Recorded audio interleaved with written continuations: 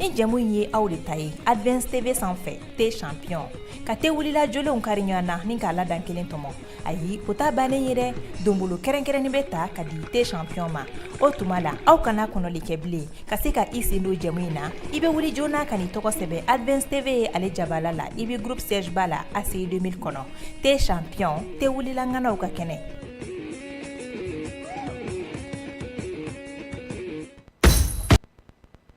Domaine ka kunnafoniya dɔw ma Mali kɔnɔ fo ka taga se Mali ko ma wa discipline bɛɛ de b'an bolo yan anti discipline bɔ discipline na kunnafoniya mana kɛ fɛn o fɛn ye durantan ko bunka ani a fantan ɲama an bɛ rendez-vous di ɲɔgɔn ma o la a b'a connecter an ka différentes plateformes kan pour que aw kana information foyi jɛ farikolo ɲɛnajɛ ko bunka an bɛ waati nin bɔ. On essaie d'amener le mouvement pionnier dans pratiquement chaque établissement à Ségou. Là actuellement on est seulement dans le cercle de Ségou. Retrouvez-nous sur nos différentes plateformes digitales, YouTube, Facebook, X, TikTok. Et surtout, ne manquez pas le rendez-vous de ce samedi à partir de 15h sur Advance TV, la télé qui a une longueur d'avance.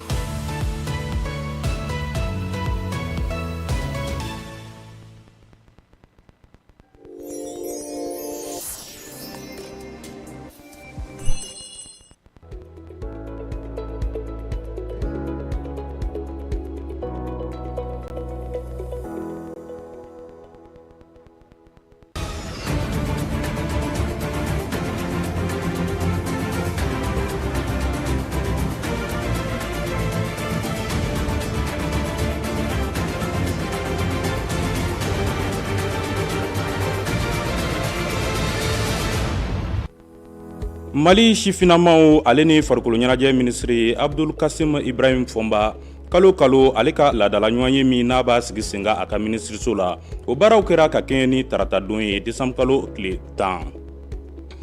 Lemuru kumuni ale ye yiriden ye min man ka di kosɛbɛ nin waati na wa n'i ye a lajɛ an ka sugubulonw kɔnɔna na lemuru kumuni ale kɔni carilen don fan bɛɛ lajɛlen na nafa min bɛ a la an da bɛna s'a ma ni kunnafoniya ninnu kɔnɔna na. An balimaw nin de an ka kunnafoni bakurunbaw ye ka kɛɲɛ ni bi araba ye décembre kalo tile 11 san 2024 an bɛ aw fo k'aw waleɲuman dɔn Advance TV sugandili la ka kɛ aw kunnafoniya yɔrɔ ye.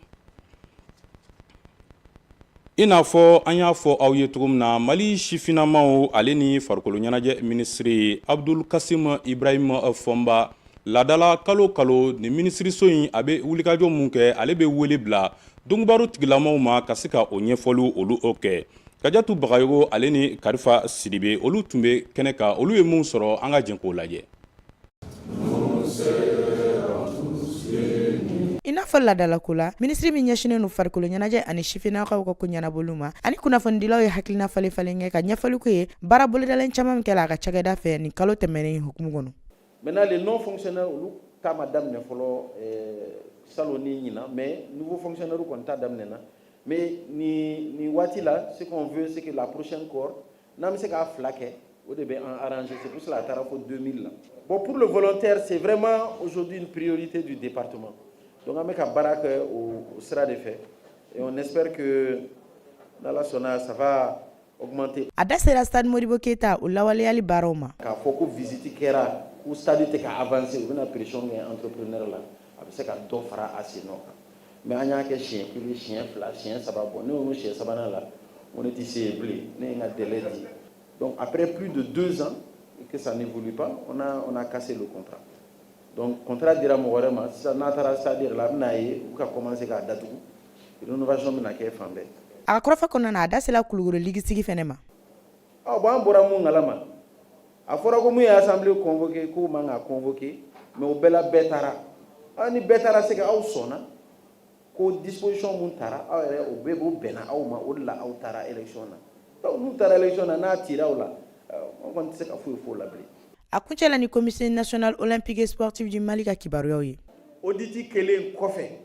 wari minnu kan ka sara régularisation na n k'a bɛɛ sara la. N'o ŋa ni comité problème t'an ni ɲɔgɔn cɛ de toute façon problème yɛrɛ kun t'an ni ɲɔgɔn cɛ. Le symposium moi je pense que recommandation minnu b'a bolo a kɔnɔ il faut qu'on regarde entre nous comment on peut se donner la main pour la mise en œuvre. an b'a jigiya k'a fɔ ko san nata ni baara bolodalen nato senna ka da kan kelen sababu ye ka kunnafonidilaw dɛmɛ ka kunnafoni jɔnjɔn sɔrɔ nin cakɛda kofɔlen ka baarakɛ bolo kan.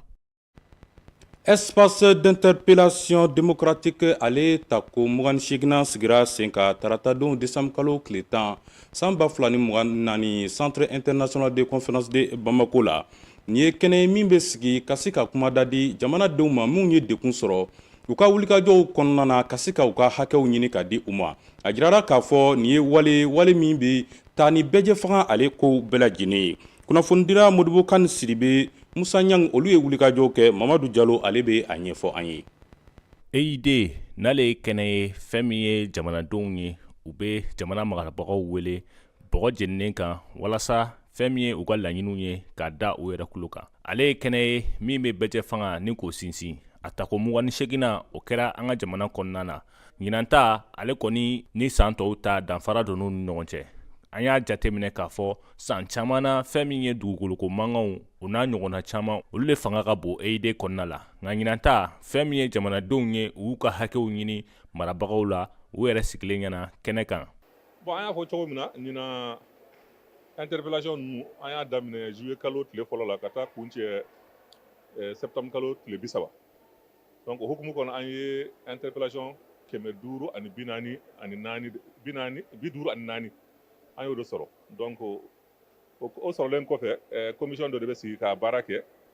k'a tɔmɔ donc olu ka tɔmɔni kɔnɔ olu ye 27 tɔmɔ o ka kalan bi an bɔra o lamɛnni na sisan salle kɔnɔ 430 bɔ ɲɔgɔn olu bɛ di ministres ma u bɛ jaabi wɛrɛ di o la 90 o ma taa ɲina olu ma sababa sɔrɔ ɲina. An ma ladɔnniya k'a fɔ nin kɛnɛ in ye sababu ye walasa jamanadenw ni jamana marabagaw ye u ka se ka sigi don kelen ka se ka u ka laɲiniw da ɲɔgɔn kulo kan ka ni fɛnɛ ka jaabiw sɔrɔ ka bɔ jamana marabagaw yɔrɔ. Démocratie taali ɲɛ a b'o de fɔ jamanadenw ka faamaw wele k'u sigi k'u hakilinataw k'u ka hakɛw comment on appelle k'u ka hakɛw réclamer jamana ɲɛmaaw fana sigilen b'a lamɛn u ni jaabi mun ka kan u b'o d'u ma donc aw yɛrɛ y'a ye hakɛ caman bɛ labɛn o don mɔgɔ caman bɛ nimisiwasa sɔrɔ. Donc parce que baara dɔ de b'anw ka cercle kɔnɔna na n'o ye siniwaw ka baara ye u bɛ ka an ka yɔrɔw exploiter k'a sɔrɔ yamaruya safɛ jɔnjɔn t'u bolo bon o ni mɔgɔ dɔw de kɛlen dɔ ka bɛnbɛnbɛn kɛ oui anw kɔni an b'a yira an min b'anw bolo pour médiateur déjà o ka baara de dɔn an ka hakɛ de dɔn bon sariya de y'a fɔ bon an kɔni b'a ɲini jamana ɲɛmɔgɔw fɛ k'a yira médiateur la donc u ka baara kɛ ɲaga donc kiri ka kɛ tiɲaga ko in bɛ sen na a bɛ se ka jɔ cogo min. A ma ladɔnniya k'a fɔ nin kɛnɛ min bɛ sigi an ka jamana kɔnɔ ale ye kɛnɛ ye min misaliya talen don an ka dafɛ jamanaw fɛ u y'a yira k'a fɔ nin waleya in kɔni nin ye ko ye min b'a to jamanadenw u bɛ se ka u ka laɲiniw tɛnku marabagaw la u yɛrɛ sigilen ɲɛna o ye fɛn min n'a kan ka tanu ka tila k'a fo kosɛbɛ ka d'a kan bɛɛjɛ fanga ale sinsinnan dɔ ye mara kɛko ɲuman ye. Pacte de stabilité sociale ale min tigɛnɔ bilara uti kalo tile 25 san 2023 walasa ka bɛn sinsin jamana marabagaw ale ni partenaires sociaux ni ɲɔgɔn cɛ a jirala k'a fɔ nin baara ninnu taala ka sira sɔrɔ i n'a fɔ a laɲinina kun min kama kunnafoni ɲinina Isa Sise ale ni Mamadu Jalo olu ye min sɔrɔ an ka jɛn k'o lajɛ a ko la. Pacte de stabilité sociale ale ye bɛnkan sɛbɛn min bolonɔ bilala fɛn min ye an ka jamana ɲɛmɔgɔw ani lafasalikuluw fɛ walasa ɲɔngirili bɛ se ka kɛ laɲini dɔw la yanni wagati cɛ cogo min na bɛn ani basigi bɛ sabati jamana kɔnɔ ani fɛnɛ jamana ɲɛmɔgɔw u bɛ se ka sinsin cogo min na u bɛ se ka ni laɲini k'olu jaabi nka a bɛ san kelen bɔ nin bɛnkan sɛbɛn in foyi ma lawaleya la an wulila ka se maa dɔw ma olu hakilinata fɔ an ye. N y'a jateminɛ an ka jamana bi n'a gɛlɛya fɔlɔ minnu kɔnɔna la n'o kɛra 2012 ni coup d'état bɔra o kɔnɔna la ni nord crise o kɛra sababu ye gɛlɛyaba donna an ka cakɛdaw ni baarakɛyɔrɔw ni jamanadenw y'a santi kojugu donc an kun mako bɛ ka fɛɛrɛw ɲini walasa ka climat ka apaiser k'a ye k'a fɔ an ka jamana sera ka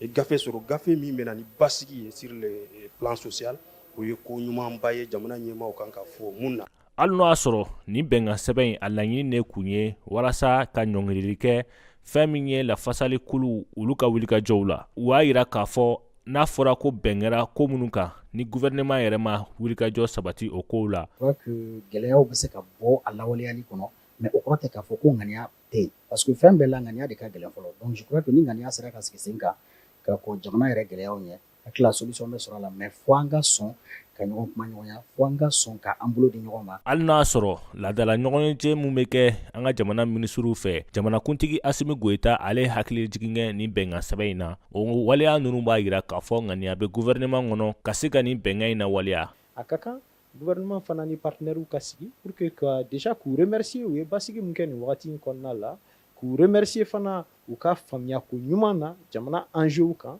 et puis ka yiru la k'a fɔ bon aw ye temps d'an ma an ka min kɛ a nɔ bɛɛ filɛ nin ye. Amadou Amion Kindu n'ale ye système secrétaire général ye ale fana y'i dantigɛ fɛn bɛ tali kɛ bɛnkan sɛbɛn min tɛgɛnɔ bilala lafasali kulu ani jamana ɲɛmaaw ni ɲɔgɔn cɛ. On n'est pas parti loin. An bɛ se k'a fɔ ko nɔba ma bɔ pacte ko nin na bari fɛn min ye plan d'action ye ale ni conseil national de dialogue social olu ma se ka sigi sen kan halisa. Du conseil national de dialogue social. A ma lɔdɔnniya k'a fɔ nin bɛnkan sɛbɛn in a sinsinna fɛn min ye jɔsen caman kan ani fɛnɛ a bɛ tali kɛ waleya camanw na minnu bɛ kɛ sababu ye lafasali kulu olu bɛ wagati di jamana ɲɛmɔgɔw ma u ka se k'u labɛn walasa laɲiniw bɛ se ka sabati.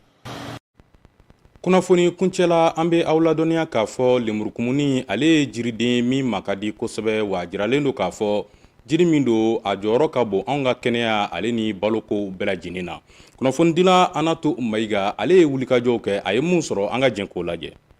Ni wagati in na a yirala k'a fɔ ko lemurukumuni ale ye yiriden ye min kɛlen don ka jɔyɔrɔba ta an ka gwasow kɔnɔnaw la i n'a fɔ dumuni siraw kan ale ni furakɛli siraw kan lemurukumuni ye fɛn ye min kɔni jɛnsɛnnen don an ka sugu kɔnɔnaw la ni waati in na wa a yirala k'a fɔ ko lemurukumuni nafa ka bon kosɛbɛ farikolo la ani fana ko a bɛ se ka kɛ sababu ye ka fɛn caman furakɛ. Nafa ba de b'a la lemurukumuni filɛ ni den kɔnɔ b'a dimi i b'a kɛ jikalama na ka d'a ma a b'a min a b'a nɔgɔya i yɛrɛ filɛ ni bitɔn b'i la i b'a tigɛ k'a k'i farikolo la a bɛ bitɔn ban cɛ bɛ ten muso bɛ ten n'i kɔnɔ fununa cogo o cogo n'i ye citron min i kɔnɔ bɛ jigin. Lemurukumuni bɔti filɛ 200 n'a jiginna an b'a feere fana 150 détaillé 420 lemurukumuni ka ɲi santé ma bon hali n'i y'a kɛ fura fana na furabɔlaw b'a jɛlan sa kuma dɔ la k'a si ka kɛ fura la. An ka balo dɔgɔtɔrɔ ka fɔ la lemurukumuni bɛ se ka kɛ sababu ye ka dumuni bayɛlɛmali teliya bawo vitamine C b'a la. Lemurukumuni jɔyɔrɔ ka bon kosɛbɛ kɛnɛya la farikolo la barisa fɛn caman b'a kɔnɔna na a fɛn fɔlɔ ye min ye an b'o wele ko fibre olu bɛ dumuni bayɛlɛmali nɔgɔya wa antioxydants caman fɛnɛ b'a kɔnɔna na olu dala kelen ye vitamine C ye o vitamine C ninnu bɛ farikolo ta ka fɛn caman ma i n'a fɔ ni an farikolo mɛnna tile la o bɛ basi min lase farikolo ma walima ni sisi ninnu mɔbili sisi ninnu walima fɛn wɛrɛw donc olu bɛɛ b'a to ko seluluw bɛ kɔrɔ joona donc vitamine C min bɛ citron kɔnɔna na o bɛ o selulu kɔrɔli ninnu a bɛ a masumaya dɔɔni ani ka fara o kan fana fɛn dɔ bɛ yen n'an bɛ wele ko collagène lemurukumuni bɛ o fana dilanni fana nɔgɔya kosɛbɛ. Hakilina jiginna balo dɔgɔtɔrɔ y'a yira k'a fɔ tuguni ko lemurukumuni bɛ se ka dankari mɔgɔw la furudimi juguman bɛ mɔgɔ minnu na. An balimaw nin bɛ dan sigi an ka bi kunnafoniyaw la an bɛ aw fo ka waleɲuman dɔn Advance TV sugandili la ka se ka aw kunnafoniya tele min kɛlen don ka paraɲɛ caman bila ani teletɔw ni ɲɔgɔn cɛ anw taalen kɔfɛ nanzarakan cɛɲi fɔbaw Anatu Mayiga ale ni aw bɛna na ɲɔgɔn sɔrɔ aw k'an bɛn Ala ka Mali la taa ɲɛ.